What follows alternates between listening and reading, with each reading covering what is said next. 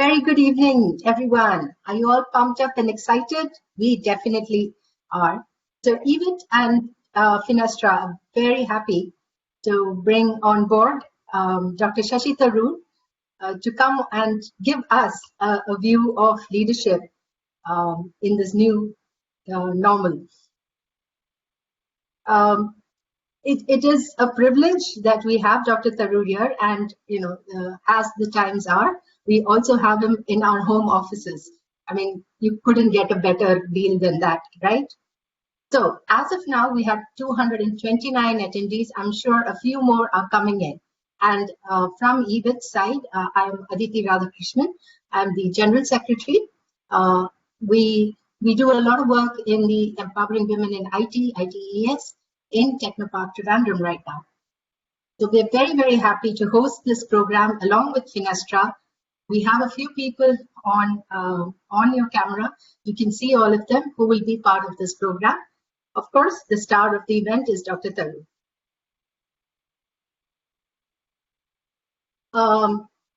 So as I said, there's a lot of people who are already logged in. We have a team number of registrations. Of course, the topic for the session is thought-provoking and expansive. Leadership in the post-COVID era is about reimagining the world through the prism of current changes. What will leadership look like in, of course, a more open and connected world? How will leadership evolve to overcome these new challenges? We have Dr. Tharoor to speak to us on this topic, and it will be interactive and conversational. So we have a significant amount of time set aside for Q&A. We also have Mahjabeen Poonawalla, the country head from Finastra, and Tina James, CEO Reverie Global, as well as the president of eWIT, to set the context for the audience and do a brief introduction of what lies ahead. Before I hand over, a few ground rules. Please check your network and connectivity. Request everyone who's on video to be on mute while not speaking, and quickly unmute when you are to speak up. All participants are requested to type in your questions to Dr. Shashi Tharoor on the Q&A. Towards the end of this, towards the middle, we will let you know, but you can start typing them up so that we can start picking them up. We will start the pre-submitted questions from a few members and move towards the Q&A channel as time permits. So we have a hard stop at 5 o'clock. So I would request you to fine-tune your questions and make sure they're extremely relevant, precise, and brief. To listen more to the great orator that we have with us today, I would like to invite Mahjabeen Poonawalla, the country head from Finastra, to set the context and also explain how Finastra got on board on this program. Thank you very much, Aditi. Hello and good evening, Dr. Tharoor, and everyone who has joined today's session. Without a doubt, during unprecedented times, leaders have a new role to play. It's a fact that the impact of the pandemic has resulted in organizations quickly turning their attention primarily to the well-being of and safety of employees and to navigating through financial or economic impacts, and rightfully so. But you know what has happened as a result? The diversity and inclusion agenda and giving back to society by way of CSR initiatives have maybe fallen off the radar or have been put to pause in many of the organizations. While most organizations do demonstrate a visible commitment to D&I and CSR, a key test to this commitment is how D&I and CSR is considered during times of challenge. And this is a very, very interesting topic, and I'm sure Dr. Tharoor is going to talk to us more about this and what do we do to make sure that we don't let this go off our radar. At Finastra, inclusion, diversity, and social responsibility is at the heart of our culture. So we believe strongly in the idea of doing well by doing good.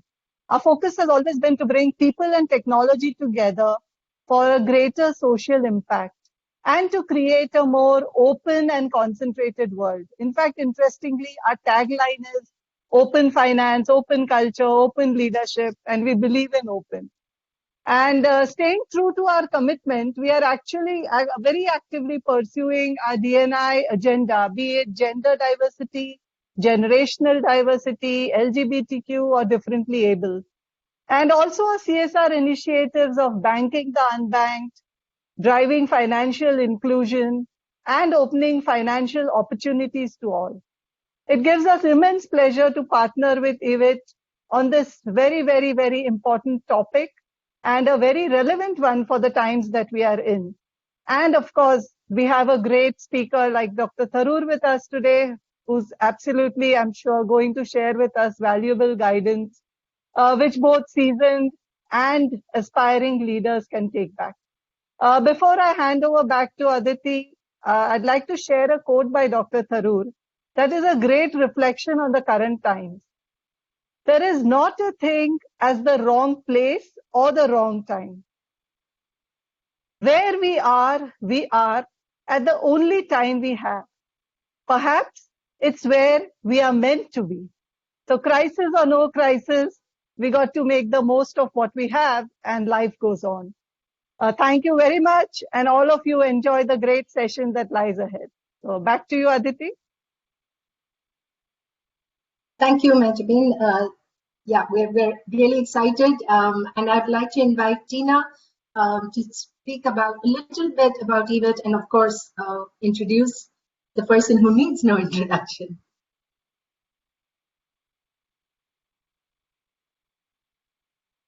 As a woman, I head up a company called Reverie Global. So as a woman entrepreneur and as president of eWIT, we're very excited to be here today. We have immense participation. We have over 400 attendees on this call at the moment, which is fantastic. And I would like to start by thanking all of you and welcoming our audience to what we know will be a scintillating and thought-provoking session with our guest. eWIT Kerala is a networking platform for women in IT. It was formed in Technopark, Trivandrum in 2012 by a group of women professionals from various IT companies that came together to explore gender dimensions at the workplace and to support one another and to grow together. Over the years, eWIT has organized a number of upskilling and social intervention programs with the objective of empowering women in IT. One of eWIT's flagship capability building initiatives is the Accelerated Leadership Program for Women, where a cohort of 30 vibrant young professionals from various companies across Technopark are right now being coached and mentored for an 8-month period with the intent of grooming the women leaders of tomorrow in the IT industry and beyond. Today's program, which is organized in association with Finastra, is an eWIT exclusive Meet the Mentor series, where upcoming leaders in our community get the opportunity to interact with men and women of substance who inspire us. And now to introduce our guest of the evening. I have been asked to limit my introduction to a mere 2 minutes, which is extremely difficult to do when introducing an esteemed hyphenate like Dr. Tharoor. So here goes my cliff notes. 3 decades of working with the United Nations as an administrator and peacekeeper, Member of Parliament for 3 terms, award-winning author, having penned over 16 books.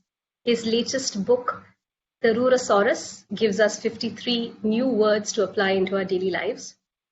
Newspaper columnist, stand-up comedian, a strong proponent on the topic that the British owe us an apology, and finally, a firm supporter of eWIT and our work towards diversity and gender inclusion in the technology world. Who better than a multifaceted and proven leader to lend his thoughts on how to tackle the new norms we are faced with? And so it is with great pleasure I call on Dr. Tharoor for his views on leadership in the post-COVID era. Thank you. Thank you very much. Thank you all. And you've really been terrific. It's a pleasure to join all of you at eWIT and Finastra for this fireside chat, as you call it. So I think we don't have too many fires blazing in India at this time of the afternoon on leadership in the post-COVID era. As a member of Parliament for Thiruvananthapuram, I've had the privilege to follow closely and be associated with the impressive work of eWIT, particularly among female professionals and workplaces in our own Technopark at Thiruvananthapuram. Primary among these is, of course, the very impressive Accelerated Leadership Program, which has brought together a talented group of professionals with the intent of further developing their inherent leadership potential. My congratulations to eWIT for all their good work, and my thanks for having me over today to share some of my own thoughts on leadership at this turbulent time. Given these exceptional times that we live in, it is heartening to see eWIT and the professionals at Technopark engaging in conversations on what the post-COVID world will look like, what geopolitical forces will dominate the world order, and what the very future of world leadership could look like. The widespread transmission of the COVID-19 virus and the corresponding impact of the ongoing pandemic has spared no segment of our communities over the last few months. I'm sure that many of us have had extensive conversations on the devastating impact this has had on the health and well-being of our communities or our offices, all the economic turbulence that is currently being weathered with varying degrees of success by our friends in the professional classes. Equally, the question of what comes after the current storm passes. Pass it will, but no one knows when. And what the post-COVID world will look like is one that has already gained prime importance, at least judging by our own experience, indeed my own experience, because I've spent the better part of this lockdown period speaking on various aspects of this very subject. Today's is therefore indeed a timely discussion, all the more so because we are living clearly in an era where our societies are increasingly becoming fractured, where questions of identity and ideology appear to be driving us further away from each other, and a time where the vacuum created by the absence of a leadership that brings us together, that can once again help us to achieve the collective aims of unity and consensus, is being felt across all aspects of our daily lives. So, the state of the world order, the situation where borders are becoming more rigid, communities marginalized, and the notion of us versus them is attaining a primary importance. These are all aspects that I believe clearly demonstrate a certain crisis of leadership that is being experienced across the globe.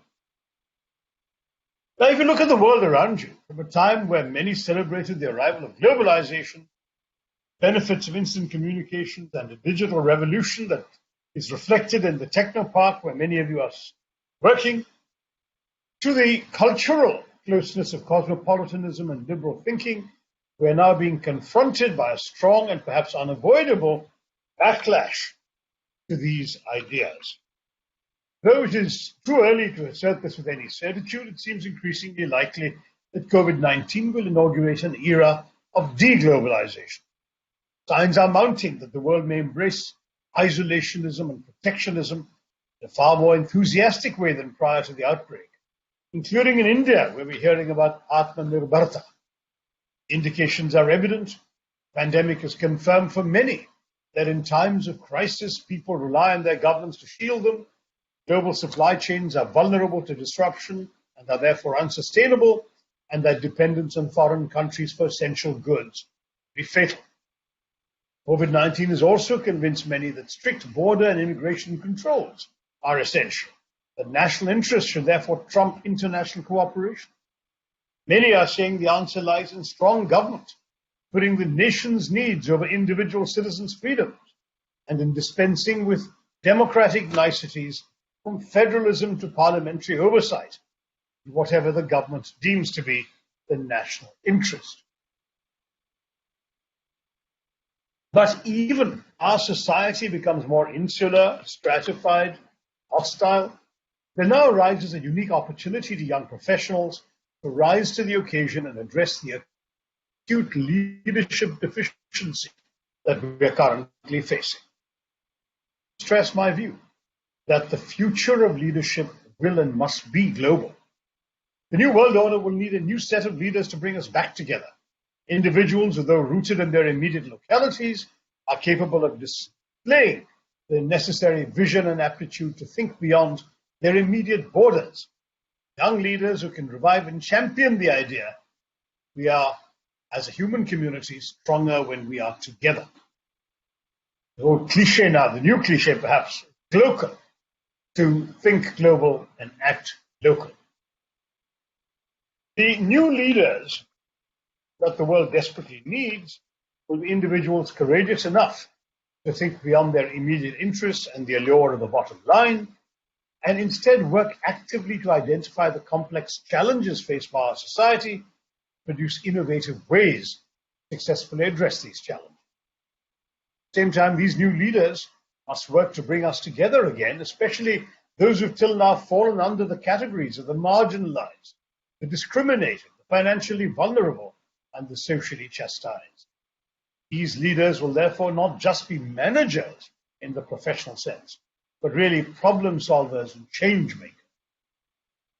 If we look around the world today, there are two contradictory forces visible. The forces of globalization that are irresistibly transforming the world, the information technology revolution that brings to our breakfast tables, our living rooms, increasingly to our computers, our mobile phones, snippets of information and glimpses of events from every corner of the world. These are the forces of convergence, which have made the world one village, one market, one audience. But paradoxically, these have been accompanied by the forces of divergence and disruption, acts of terrorism, the unmitigated spread of climate change, the cultural and economic backlash against the liberal world order, the assertion of cultural authenticity by populist leaders, civil and political strife, a burgeoning refugee crisis, not to mention a host of divisive developments around the world from Trump to Brexit. All of these are factors that are pulling us away from each other, even as what we took for granted as globalization was pushing us closer together. Therefore, even as we accept a reality of an interconnected world and the need for leaders in the 21st century who can no longer afford the luxury of not thinking about the rest of the planet in anything they do, it seems clear to me that we also need leaders who are capable of operating in a world of these centrally contradictory forces. Let us not forget that 9/11 made clear the old cliche about our global village, for it showed that a fire that started in a remote, dusty cave in one corner, a remote corner of that global village, can melt the steel girders of the tallest skyscrapers at the other end of our global village. And I think that's the fact that we are all united, as today's pandemic has made it abundantly clear. You know, a virus that started in a supermarket, in a wet market in Wuhan in China has consumed the entire planet. To say that even those countries that once felt insulated from external danger by wealth or strength or distance now fully realize that the safety of people everywhere depends not only on their local security, their military forces, but also on guarding against global forces. Terrorism, but also warding off the global spread of pollution, diseases, illegal drugs, weapons of mass destruction, and on promoting human rights, democracy, development. Jobs everywhere depend not only on local firms and factories, but on faraway markets for products and services, on licenses and access from foreign governments, on an international environment that allows the free movement of goods and persons, and on international institutions that ensure stability. In short, on the international scene. So we are still all interconnected, despite the backlash I talked about. As somebody once said about water pollution, we all live downstream. So I would argue that we can no longer afford to be indifferent, whether it's about our neighbors, about the society around us, or about the rest of the world, however distant it may have been. Ignorance is not a shield. It is not even any longer an excuse. So what does that mean for the leaders, potential leaders listening to me today? I've said that leadership should be global, but let me add that leadership in a country like ours and in a time like this should be anchored in empathy. Where there is discontent, whether in the public as far as a political leader is concerned, or in the office as far as the corporate leader goes, it is our responsibility as leaders to understand what provokes it, and to find long-term answers that benefit the maximum number of people. Together, for instance, we must now move beyond narrow concerns of national security, the sense of freedom from terror and attack, to a broader vision of human security, which includes the freedom from hunger and hopelessness, and work for a world where everyone has food, clothing, and shelter, where democracy reigns, where people's creative and entrepreneurial energies are freed, human rights are upheld, and the environment is protected. So that leaders like you, even if you're all just working in the private sector, focused on the bottom lines of your companies, you still need to join hands, it seems to me, with leaders in parliament, civil society, in the educational world, NGOs, and more, because we are all involved. Change, for all of us, requires commitment, and as Mahatma Gandhi so memorably said, you must be the change you wish to see in the world. Your commitment, just as important. So in your own lives and actions, you will need to display your engagement with the serious problems around you, do what you can to address them. This also means that leadership in a chaotic democracy such as ours must be able to live with, welcome, embrace diversity. Different perspectives are embedded in our democratic ethos, as they are in everyday life for all of us. And there's always room for a misunderstanding. What you understand often depends on what your assumptions are. I would tell you as leaders that you must always learn and teach yourselves to appreciate the perspective of others, to understand that those perspectives are based on different experiences and assumptions. Leaders must always look beyond the obvious and beneath the surface. They must bear in mind there's always more than one side to a story and more than one answer to a question. True leaders will know how to spot that. And, of course, leaders will need to get comfortable in India in operating within the innumerable paradoxes of our society. And I've often talked about this photograph that went around a couple of Kumbh Melas ago of a naked sadhu in the Kumbh Mela, looking right out of, Bollywood central casting. His body was bare, he had an ash-smeared chest and forehead, warts on his face, a scraggly beard, Rudraksha mala around his neck. He was staring away into the distance. For all the old cliche, a picture of timeless otherworldliness. But in this photograph, this naked sadhu staring into the distance was also chatting away on a mobile phone. And that image has stayed in my mind. I wanted it to be the cover of one of my books, but my publishers persuaded me it was too well known, a cliche to be used again. But in so many speeches, I would joke that anything you say about India, the opposite is also true. And I think that's the important thing to stress here, is that ours is a country where both the naked holy man and the mobile phone coexist, where the software engineer queuing up for bhasmam or sacred ash at a pilgrimage site is, I've written about that myself. We like to think of ourselves as an ancient civilization, but we're also a young republic. Our IT experts are striding confidently into the 21st century, but much of our population seems to live each of the other 20 centuries. A leader must live with and embrace these contradictions. Now, at the same time, it doesn't mean that you should simply be a blind follower. I've often joked about the 19th century French politician who saw a mob running outside his window, interrupted a meeting saying, "I'm their leader, I must follow them." I mean, unfortunately, that's not much of leadership. You also have to be able to think for yourself, be able to guide your followers, and at the same time, to point your followers in the right direction. Of course, a leader is expected to lead, even if from time to time a good leader knows how to be a good follower. Good leadership, therefore, requires a unique capacity to introspect into one's strengths and weaknesses. Transformational leadership means that with that capacity, you can transform others you are leading. You have the capacity to inspire and reinvigorate others, whether they're teams that have fallen along the way, processes that have come to a grinding halt, or ideas that have failed to bear fruition. You must have the capacity to take all of these broken bits and put together an energized enterprise.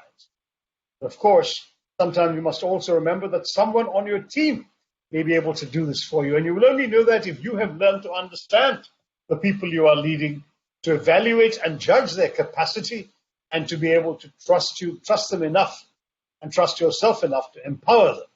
That will give them the wings to make the effort. I think with a bunch of female professionals, I won't inflict a cricketing metaphor, but I constantly find stories from India's performance in assorted World Cups that illustrate this very point. But the point of cricket that I want to make today is that while individual excellence is hugely important, what the captain wants at the end of the day, not for himself to score a century or to take 5 wickets or whatever, it is that if whoever in his team may do that, at the end of the day, the team must win. That ultimately is perhaps the most essential leadership quality. And I want to end with one realization about leadership that actually goes back in many ways to a distant past and far away from our own. Since I'm talking at least in part to a group of female professionals, let me tell you that it's striking that not every one of you wants to be a leader. There was a famous survey by the Girl Scouts of America of 4,000 children, both genders, not just girls, aged 8 to 17, but the Girl Scouts did this just to ask how the next generation of potential voters was thinking about leadership, at least in America. Now, the good news, of course, was that 4/5 of those surveyed of both sexes said that women and men are equally qualified to lead. But the bad news was that the survey confirmed that a majority of children and youths in the United States had little or no interest in attaining leadership roles when they become adults. Instead, they ranked being a leader well behind other goals such as fitting in, making a lot of money, and helping animals or the environment. So, accepting that not everyone wants to lead in the conventional sense also requires you to understand that because people are interested in collaborative results, such as the qualities that everyone talked about, you can be inspired by a definition of leadership going back to the 6th century BC, when the Chinese philosopher Lao Tzu wrote these words. And though he talks about rulers, imagine leaders instead in the 21st century, 2,700 years later. And this is what he wrote. Of the best rulers, the people only know that they exist. The next best they love and praise. The next they fear. And the next they revile. But of the best, when their task is accomplished and their work done, the people all remark, we have done it ourselves. That is true leadership. When everybody in the team believe it's their collective accomplishment. As in a cricket team, cooperative leadership is the name of the game, in my view. I don't subscribe to the hero on a white stallion school of leadership that has been inflicted upon our country in the last 6 years. Or one leader is saying, I know all the answers, I'll solve all your problems. There I am with my upraised sword coming to cut through the guardian knots of all your problems. I believe rather in the simple slogan of "Main nahi hum," not me, but us. We work together and we solve problems together. On that collaborative note, let me pause here and respond to your questions. There's a lot more we can talk about. Thank you very much. Jai Hind. Wow, Dr. Tharoor, thank you so much for that. I think there's so much in those 15 minutes that you've covered that I've not stopped taking notes, and I'm sure a lot of our attendees have also been doing that. We have lots of questions on the Q&A box, but first I will go to questions that have come from our participants a little earlier. So let me just quickly pick the one that I want to pick up. So you did mention, we shouldn't look at the short term and look at global long-term solutions, but this particular one is about the post-COVID era, right after we hopefully come back to our workspaces. So this comes from Geetu Ganesh, who's in Finastra. She says, a leader should be able to manage people and time effectively. Now, during this lockdown time, working women are playing so many roles like homemaker, teacher, professional. Do you think in the post-COVID era, these experiences will help them become even better leaders? I'm sure it will, but before I do the politically correct thing and praise women for being superwomen, and believe me, I grew up in a household of strong women, my mother and 2 sisters, so I'm a huge believer in women's limitless capacity to do so many astonishing things. But let me also ask you all who have been working at home while juggling family and career and often working from home for the office, working at home for the home, did you not have husbands helping you? Because one of the arguments I've been hearing is that very many men feel that this has actually been liberating for them to make a contribution that in the pre-COVID era they might never have been called upon to make. Now, is this special pleading by the men I'm talking to? Is the experience of women different? I'd love to hear from one of you about that. But otherwise, yes, I do agree that women are having managed so much will certainly be all the better for it, but the expectations of them might be even greater. I mean, having seen women from various strata of society over the years, particularly as a parliamentarian, as somebody going out in Thiruvananthapuram and talking to people from extremely poor backgrounds, I've seen that very often there are these women who literally work all day long. For example, in the Mahatma Gandhi Rural Education Program, after taking their kids to school in the morning, cook meals, handle everything, barely manage to fall asleep, wake up in the morning and start the whole thing all over again. So I've seen that at every section of society, not just our professional classes, women have often borne an incredibly heavy burden. But I was hoping that with COVID, they've actually found some men willing to share their burdens with them. If not, then certainly be prepared for the tyranny of even greater expectations when you get back to work after COVID. But do tell me if this is wrong. Can any of you working professionals with a man at home let me know whether he helped out much more than before? Any of the others want to comment? I have the lady who asked the question could tell us. I will have to get her. I will try and find her and put a spotlight on her. But you're absolutely right, Dr. Tharoor. The men folk have also tried to pitch in as much as possible. But I think we women feel the pressure even more. You know, it's like being in a pressure cooker all the time. But yes, we've had the men folk step up to the challenge, if you must say that. But I think many of us have seen an evolving role that they have all started to play. Right. So I'll move on to one of the previously asked question. So this is specific to IT industry, and because you're so close to us as the MP of Mandram, you've been working with Technopark quite a bit to bring in IT players. So do you expect any changes in the IT industries related to leadership? Is there any wise words for us on how we should adapt? Well, look, I mean, I think it's quite clear, definitely. Sorry. This comes from Kadir Bibi. She's one of our ALP participants. She's from Pit Solutions. Great. Hi. Well, yes, I think the IT sector has both gained and lost. It's gained, of course. In fact, I think if you look around the world, the only companies that have actually done well during this horrendous experience of lockdown, when in India alone 21 million salaried professionals have lost their jobs, 21 million as of yesterday's news, then you're looking at one sector that has been spared because its indispensability has increased is the IT sector. Because, of course, everything, including the very way in which we are communicating today on information technology as a method, we are actually working together as professionals more and more. I think I spend a lot of my day in front of a screen doing either meetings, webinars, addressing speeches and conferences, interactive sessions like this one, just giving interviews to media, which are often then recorded and broadcast. All of these things have been transformative, and I'm sure there's been an explosion in all of this. But as a result, a number of companies have said, hey, this isn't such a bad thing. We can actually get a lot more work done this way faster without the inefficiencies and complications that often arise from people traveling to and from work.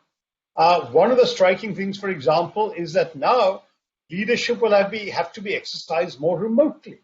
I'm told that in New York City, for example, very many office towers, the rents are plummeting because people are saying, why do we need a physical office anymore? Let's work from home, connect, and smaller enterprises. And as for the very bigger ones that have built their own buildings and so on, Where they feel that they have an advantage is when everyone comes together. You develop things like camaraderie, networking, social connections, and team building in ways that you can't entirely do through the internet alone. So I think that's going to be an interesting development. It's also possible that the notion of what constitutes your team at work will already, which is already probably in the process of transforming, will transform even more. That is that maybe it is no longer about a Gurgaon team and a Cyberabad team and a Technopark team, because it's quite possible that a team could now easily consist of professionals in all three locations under one leader. Now, that may already be happening. I don't know your industry hands-on, but if it isn't, I think it's going to happen. One certain discovery, for example, is going to be for urban planners. Are they going to need now to plan for what we all thought was the inevitable urbanization of the future? When I was talking and reading about how ours would be an increasingly urban society, especially the growth of IT and the IT services industry would congregate people together in cities. Technopark in Trivandrum being a very good example of growth. When I became MP a decade ago, 11 years ago, it was 19,000 people. Today it's over 50, and we're looking at a target of 75,000 professionals. But will that necessarily happen? Or will people say it doesn't matter? People can live in Kochi or in Irnyalakuda or in a remote village in the Neyattingara Taluk and still commute to work, as it were, via the internet. I don't know, but I think that we'll have to redesign a lot of our systems. So I think that IT leadership is going to require different kinds of team building, different kinds of innovative work that does not depend necessarily on physical access to people, which is a logical extension, of course, of the entire tradition of business process outsourcing and so on, but which we had not broken down into our own office spaces, but we will now, I think, be able to do that. And at the same time, there is another transformation that is required, and that's adaptability.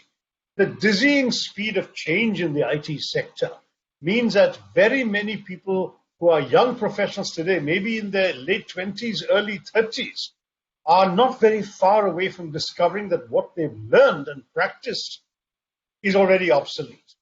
I was reading an Oxford Martin study a couple of years ago, that said that by 2030, 30% of the jobs in the world will be jobs that don't exist today. In other words, there are new technologies on the anvil, new ways of working coming up, machine robots use transform. I think we One anecdotal example to end, and that's, I'm sorry? No, Example is the what used to be considered, did you lose me? No, now we can hear you, so please go ahead, sir. Yes. Okay, I'm sorry if you lost. You will need to adapt much more to the dizzying pace of change with artificial intelligence, robotics, machine learning, and so on. And how, therefore, many IT professionals are likely to find the things they've learned as recently as in the last decade. Young professionals in their late 20s and early 30s may find that these are already becoming out of date. And because of that, that adaptability is going to be an essential attribute to a leader, the flexibility to rethink and reimagine how your company can do its work. I'll give you the example of one industry in IT that was considered to be a sunrise industry till very recently, and that's the medical transcription business. In the late 90s and the first decade of the 21st century, it was a booming thing because an American doctor could go to work, see his patients all day, dictate his medical notes into a machine. The computer would zing it over to India, where the Indian medical transcribers would just be waking up. They'd have enough basic medical knowledge to be able to transcribe the notes accurately. They would type it up all day, zing it back on the internet to the doctor. And when the doctor woke up in the morning and came to work the next morning, all his notes were ready of his patients. Unlike in the past, where he'd have to get a secretary, he'd have to dictate it to her. She would make mistakes. He'd have to correct the mistakes. It would take much more than just an overnight experience, and could never be overnight because the secretary lived in the same time zone. So it was a great thing, and medical transcription started booming. It became a billion-dollar business, and 95% of the medical transcription services in the world were in India, particularly, I'm told, in Chennai. There was a huge success. People were investing, buying up new companies in this area. They thought they were in some sort of happy future. Little did they realize, of course, that voice recognition software in America would kill their business. As voice recognition grew, no longer did a doctor need to be able to send his notes by voice over to somebody in India to transcribe them. He would have, for a one-time investment in a software, he could speak into his computer and see the notes appearing on his computer, software that recognized his voice, a software that then gave him exactly what he wanted in even less time, instantly, not even overnight. Now, that transformation destroyed the medical transcription business, and a whole lot of companies, I'm told over 90% of those companies, have gone completely out of business. People who had no other skill have been thrown out of work, and of course, the other 10% have reinvented themselves to do other kinds of IT work. Now, I'm not saying that that's going to happen to every IT company, but it's going to happen to a lot of companies relying on the IT profession to get their work done. And I urge you all to think hard and fast that leadership is about learning to anticipate changes that could knock you out of business and ready yourself for different alternatives. Thank you, sir. I think I should move on to the Q&A box because there's so many questions coming there. A few of them light-hearted. One asking, do you invent words?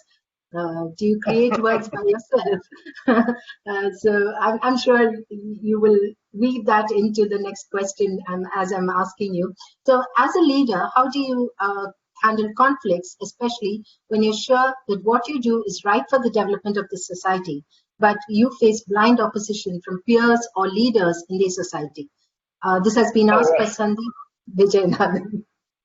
That's being asked by somebody who wants to get me into trouble. Thank you, Sandeep. The truth is that, yes, it's not an uncommon experience. You know, the thing is that I think a true leader really has to have the courage of his or her convictions, which means, in Tagore's immortal words, if others will not follow the beat of your drum, walk alone. Akla cholo re. It's a great anthem which I absolutely cherish and live by. That is that I've very often found myself in a position where exactly what you said has happened, but I have not allowed it to persuade me to simply fall in line. It is much easier in life, particularly in Indian society, to conform, to go along to get along, to listen to those more powerful or better placed or richer or more numerous than you. That, to my mind, is not leadership. Arrive at your positions only after great thought and reflection, even if they're deeply unpopular, and even if they're unpopular with people you actually like and care for, and seek to live amongst or lead. If you believe in them and if you believe in yourself, then it seems to me that you absolutely have to follow your own star.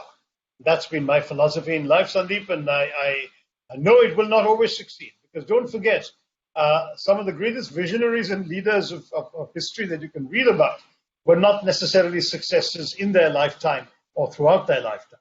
But ultimately what they stood for and believed in will continue to inspire those who follow their example. I mean, very often in our own history, Dr. Ambedkar should be cited. Dr. Ambedkar was somebody who in his own lifetime was not considered a great success. He lost every election he contested. He only won one or two by-elections when his opponents allowed him to win.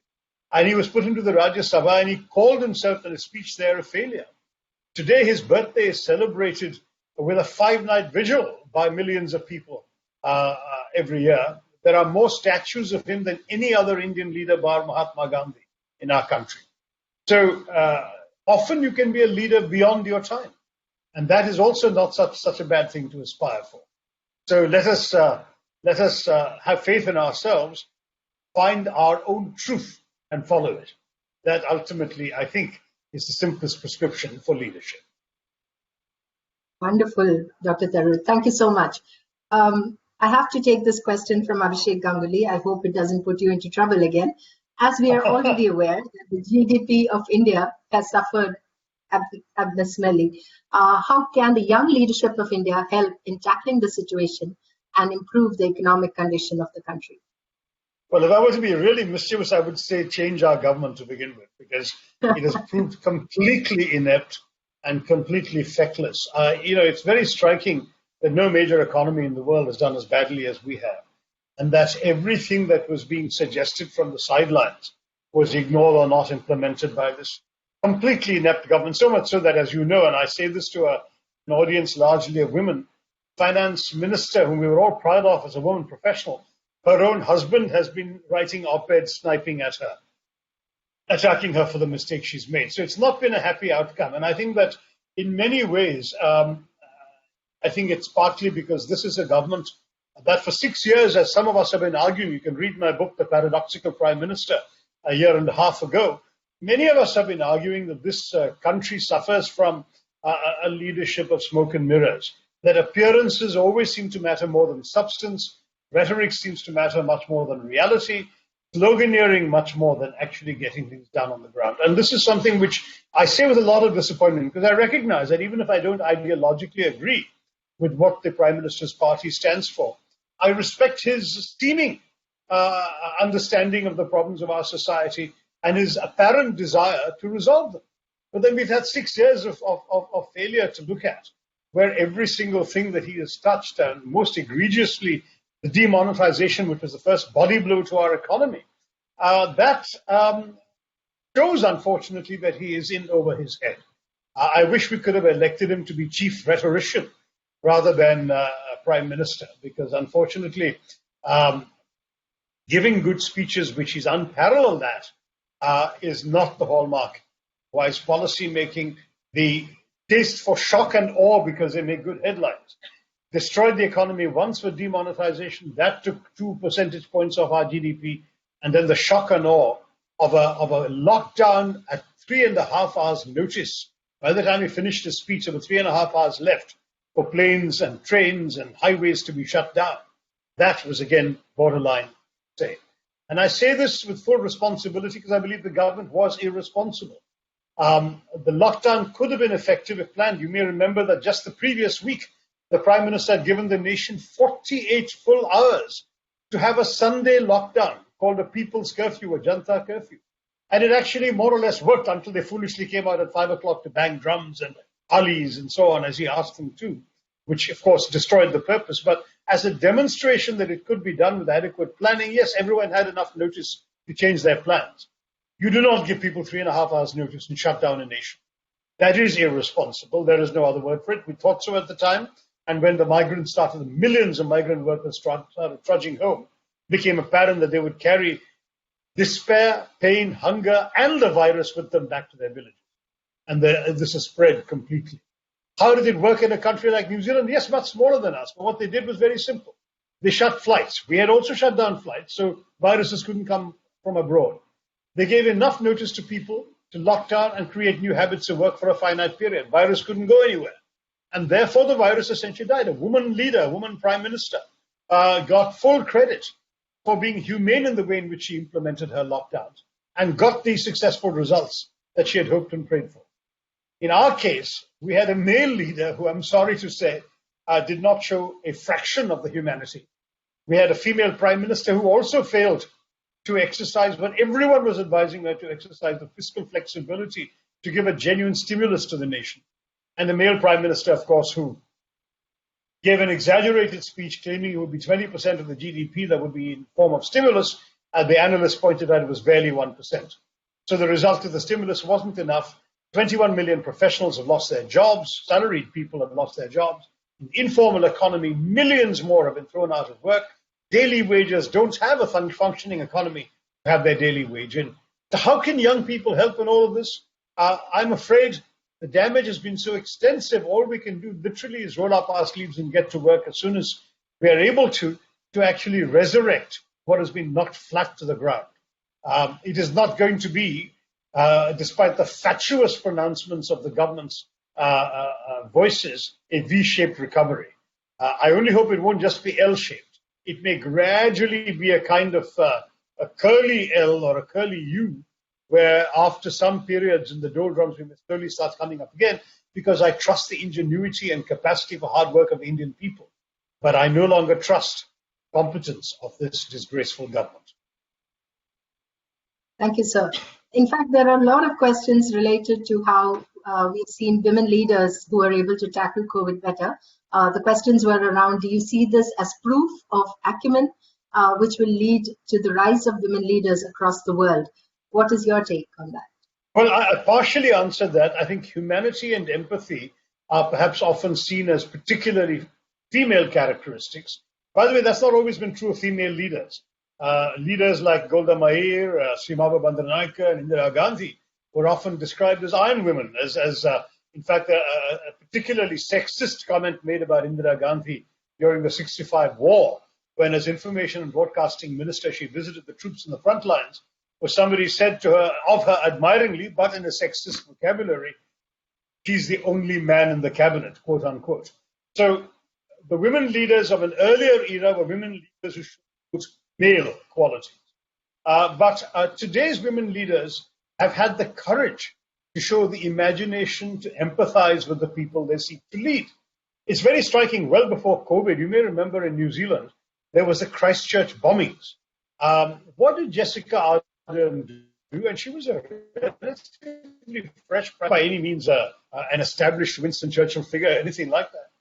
She put on a dupatta over her head like a kind of hijab and went to a mosque the next Friday to show her empathy with the Muslim victims of the Christchurch bombing. Now, that kind of empathy is, to my mind, what I meant when I talked about empathetic leadership.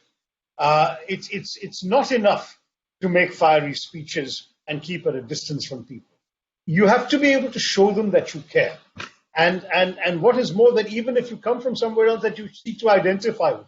It's no accident that the same Jessica Ardern had a Malayali colleague in the Prime Minister's office join her in wishing all Malayalis a happy Onam last week. That's the sort of empathy that I actually admire. And I must say that if you look at other women leaders in Northern Europe, for example, a couple of female prime ministers behave much the same way. Angela Merkel in Germany has earned very high points. It's a big country, much more difficult to control than 4 million people in New Zealand. But Germany, with 88 million people, did an outstanding good job as well.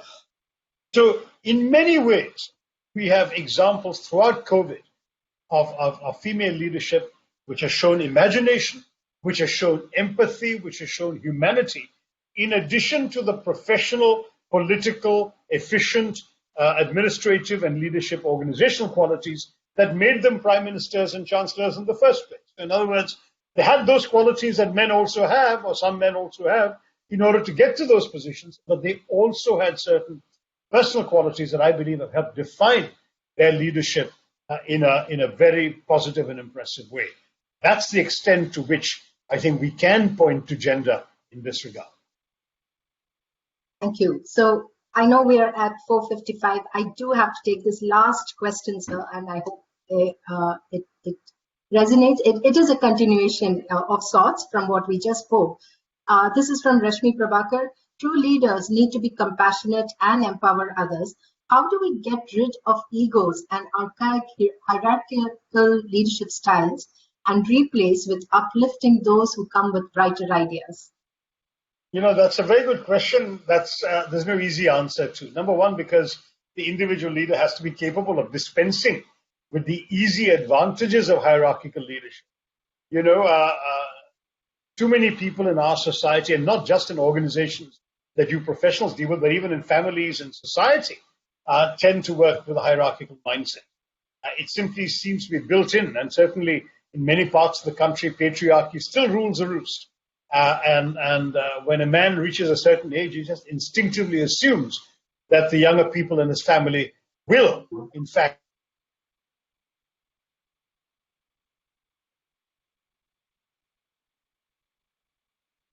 I think we have a small power outage, technical issue there. Just wait a minute. Dr. Tharoor will be back now.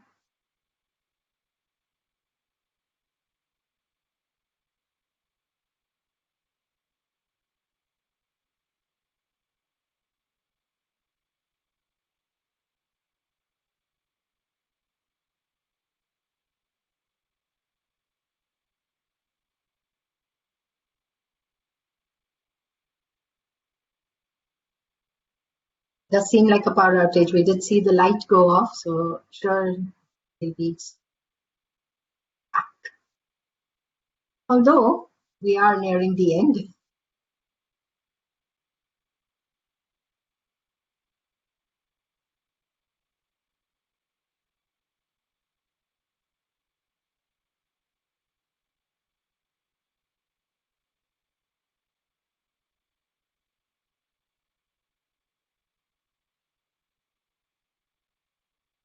So while Dr. Tharoor is coming back, we've had immense number of questions. Unfortunately, we are not able to pick up all of them.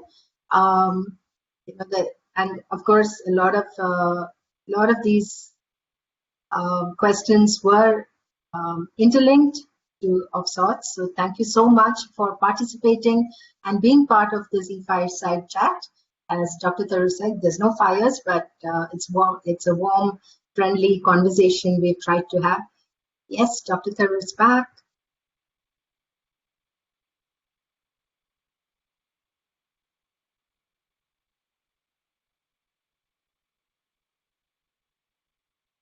Asking my colleague John to call you and apologize. We have a power cut on just actually on a dongle, which will create connectivity.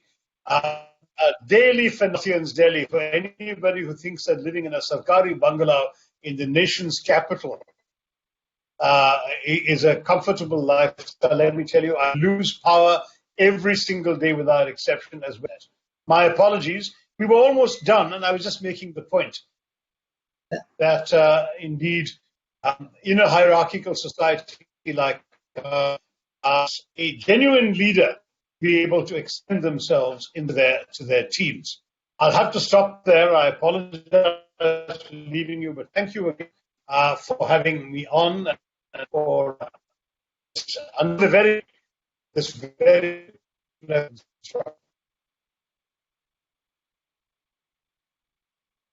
Thank you very much, sir. I think we've lost him again, but in absentia. Oh, there he is. So thank you very much.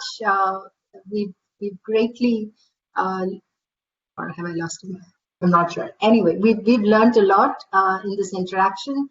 I'm sure it's been one. It has assured us that there are ways that we can assert ourselves, our leadership in the post-COVID era. Give us that confidence, that empathy, and the way we have those personal styles, they do matter. And let's move forward with that confidence. So thank you very much, ladies and gentlemen. All of you have been patient. I know that there's so many wonderful questions out here. Unfortunately, we couldn't pick all of them. Thank you so much for your interactions, and have a great day.